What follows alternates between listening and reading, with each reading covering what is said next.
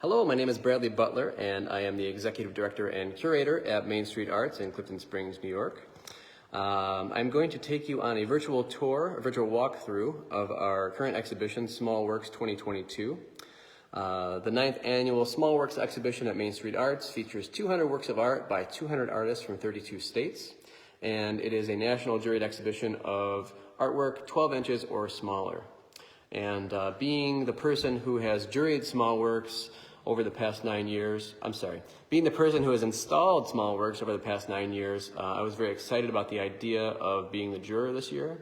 And as I said in my award announcements at the opening reception last Saturday, my criteria for selecting work for this show included things that made me laugh, things that made me think, things I liked, and things that made me say, wow. I'm a fan of all of the work in this show, and we're excited to present it to you. So I'm going to take you on a walkthrough here. Just going to flip things around. So we're also going to look a little bit in depth at the 11 award winners for this exhibition. So there are $2,000 in cash awards that are given out to the award winners. Total, and so we're going to look at each of those, and those include a Best in Show, 2 Main Street Arts Choice Awards, and 8 honorable mentions. So just show you both rooms here, and as I said, having installed this show for the last 9 years now, it's always the same challenge of getting a lot of different work to look good in the exhibition space, but it's always a different show. Even though the work is hung in a very similar manner each year, it's always different. And even if there are many artists who may be in multiple small work shows year to year, it's still a very different show each year, because you never quite know the variety you're going to get as far as submissions go, and it might be there weren't as many sculptures submitted one year over another, or everyone submits painting or everyone submits photography, so you never quite know what you're going to get, and I think that's what keeps the show interesting for me personally, and I think for Main Street Arts at large. But as I mentioned, there are 200 artists in this show, and one piece from each artist means there are 200 pieces as well. And this is not necessarily a record number of pieces in a small work show at Main Street Arts. I believe our record was something around 220 or 212, something like that, years past. But this is the highest number of artists we've had in a small work show, which is very exciting. And as I said in my talk during the award announcements on Saturday, the overall high quality of the work that was submitted, we had 347 people submit to the show. That was the decision, was made to just have one piece from each person to make it, so that more artists could be accepted into the show, which is always exciting. To accept an artist into a show here. So I'm going to go ahead and start showing you the award winners. If you were at the opening reception or you tuned in live, you heard the names, but I'll show you each piece and read the statement by each artist as well. So the first one we're going to look at is the Best in Show, and that actually, the lighting of this right now is really great, so I'm glad to be doing this at this time in the morning. So Best in Show went to Robin Whiteman of Springwater, New York, for a piece titled Hermit, and this is made of porcelain. And Robin Whiteman has been sculpting since the age of 12. Since graduating with a high honors from RIT in ceramics, her work has been shown internationally and at national solo and invitational shows. Robin's sculpture was purchased in 2018 for the permanent collection of the Memorial Art Gallery in Rochester, New York.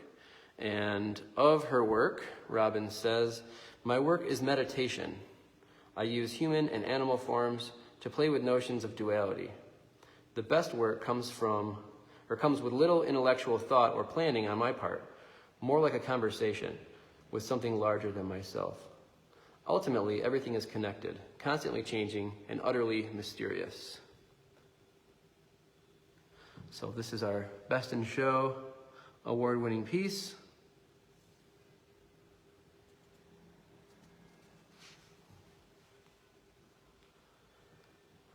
And next we'll look at the two Main Street Arts Choice Award winners. And so these two awards were not chosen by myself. The first one we're going to look at is chosen by Keely Mulberry, who is the Office and Gallery Assistant here at Main Street Arts.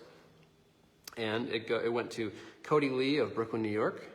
And this piece is called In Softness, and it is graphite on paper. Cody Lee is a visual artist and animator based in Brooklyn, New York. She graduated from the Rhode Island School of Design with a major in animation. And she says, my work explores concepts of ethereality, femininity, and existentialism through surrealist compositions, classical art motifs, and subversive symbolism. I primarily use traditional techniques to visualize my exploration of these themes, primarily drawing with a focus on detailed hand rendering as well as digital processes and animation.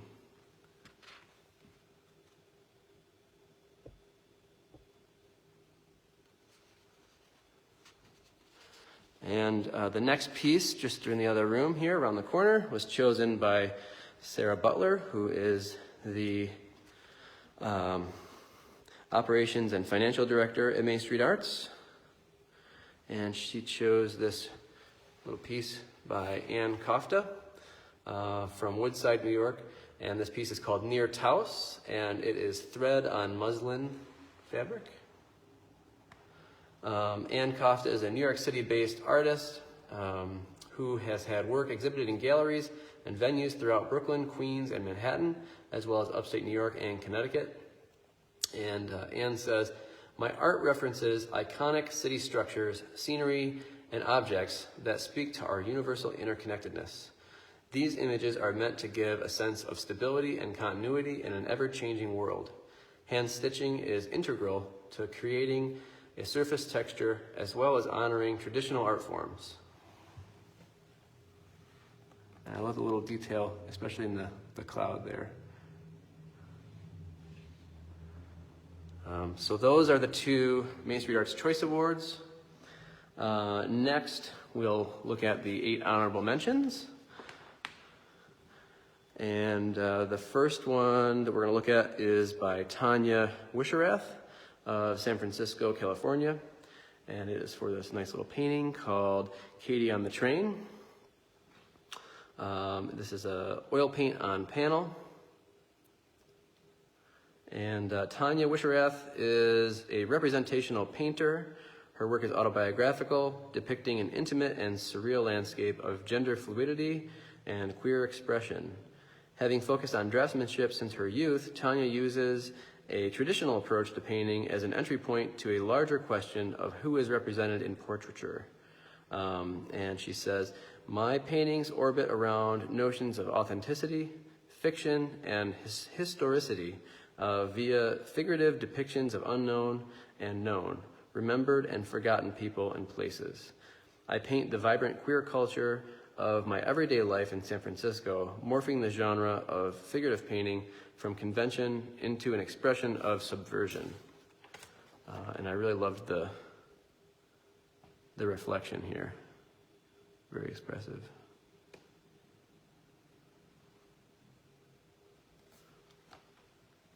Next, we'll look at Stefan Zoller from Henrietta, New York, for the piece Strata Number 1, Acrylic on Panel, another honorable mention award winner.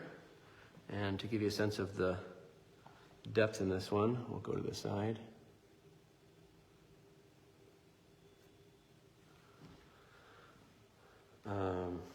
Stefan Zoller, born in 1986 in New York, is a Rochester, New York-based painter and visual artist.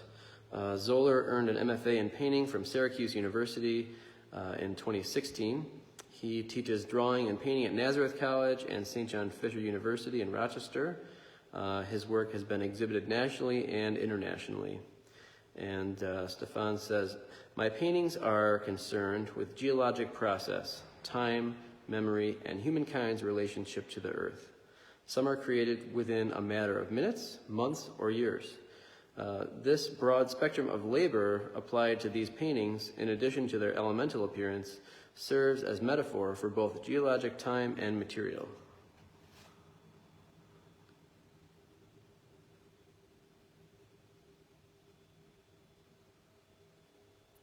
And the next honorable mention we'll look at is Matt Casanovas from West Nyack, New York, for the piece Counting.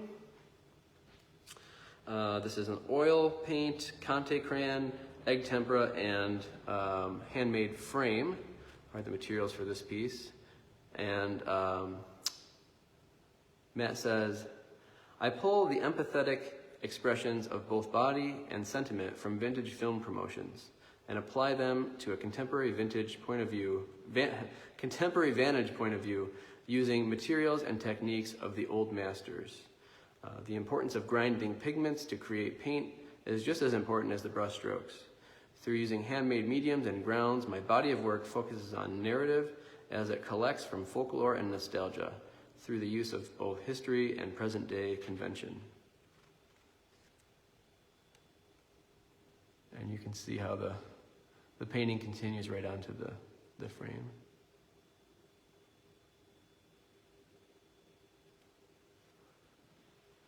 And then just down here at the corner, it's a little piece by Lana Pejovich of Honeoye Falls, New York. Untitled number 3, in parentheses, Borderlands. It's ink and acrylic on paper. Lana has been working as an artist for over 50 years in Rochester, New York region. She has taught extensively in area colleges and exhibits her work in regional venues regularly. Lana lives and maintains a studio in Honeoye Falls, New York.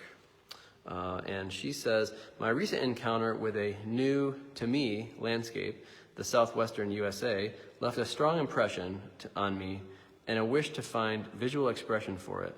These works represent the start of a new series, which I am currently exploring here in Drawing Media. So these will actually end up being paintings when the series is complete. But let's see. All right. And next, just in the other room here, a piece by Woo-Sik Choi of New York City, New York, and it's called The Tagger, and it is pencil and watercolor on paper. Woo-Sik Choi, born in 1991 in South Korea, is an artist living and working in New York. He received his MFA in Fine Arts from the School of Visual Arts with a scholarship. His last group show was Collision in New Collectors Gallery in 2021.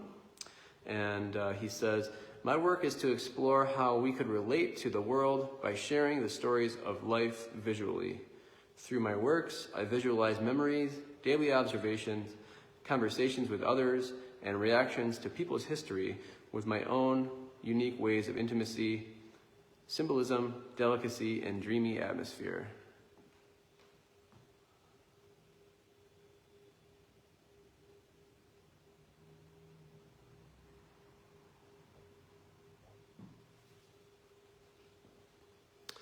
And just a couple more award winners here to look at. Next, we're going to look at Darcy Denton of Ringgold, Georgia, for the piece called Rainbow Lake. And this is an acrylic painting on panel.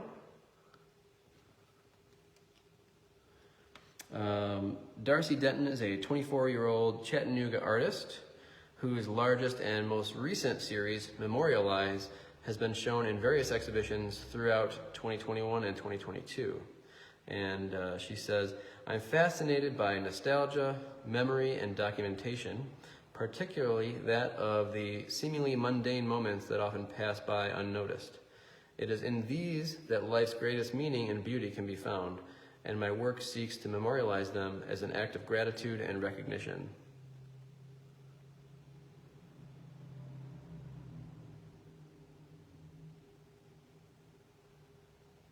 And I should add, as you are here visiting the show in person, you can obviously see who has won an award, but you can also choose your own to cast your ballot for the People's Choice Award. So at the end of the show, we're going to do a drawing, or not a drawing, but we're going to tally all the votes and see who will be the winner of another cash award. So you can definitely do that if you come and see this show in person. Let's see. The next award we'll look at went to Brooke Popel of Sarasota, Florida, for a painting called Ladies of Leisure, or Leisure. And it's an oil on panel. And Brooke has been painting for over 20 years and has her bachelor's in fine arts from Herron School of Art and Design. Her style lends toward figurative realism, and when her work is appreciated up close, you'll notice her obsession with painting seemingly minuscule details with interesting layering and textures. And she says, "My subject matter fluctuates. One constant in my work is my process. My style is most obviously recognized as realism from afar, but I believe the only way my art can be fully appreciated is by getting close and personal with each piece, noticing the painted textures and minute details."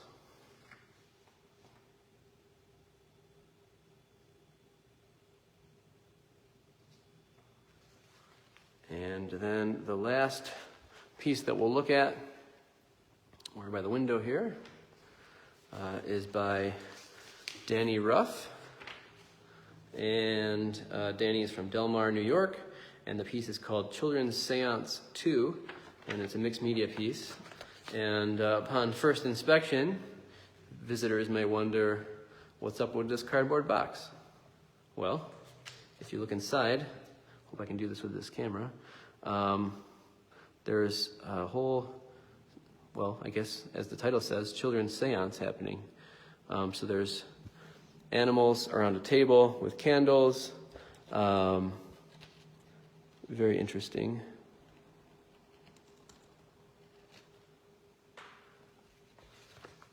And Danny Ruff was born in 1996 in Del Mar, New York. Lives and works in upstate New York. She earned her AS degree in 2016 at Hudson Valley Community College in Troy, New York, and her BA degree from SUNY University at Albany in 2019. Continuing at SUNY Albany, she recently received her MFA degree in May of 2022. And she says, taking inspiration from memory, fantasy, and nature, I work in a variety of mediums, including installation, sculpture, painting, textile, and craft. Within miniature, narrative-driven spaces, I recreate my childhood memories. Rugged cardboard boxes hold my most saccharine moments, as well as ones based in trauma, discomfort, and/or fear. And I think it's a little more difficult for me to document this with the phone right now, so I definitely recommend seeing this one in person for sure. You know, we looked at the 11 award winners, but as I said, 200 artists in this show, and there really is so much wonderful work. One of the most exciting things about this show is its variety, year after year, but especially this year. But within that variety, really interesting connections, which is one of the more exciting things involved with installing this show is figuring out what's going to go where, what's the conversation on the wall, you know, what are these pieces saying to each other. So you can preview and purchase work from this exhibition at mainstreetartscs.org. And you can also view photos of the exhibition and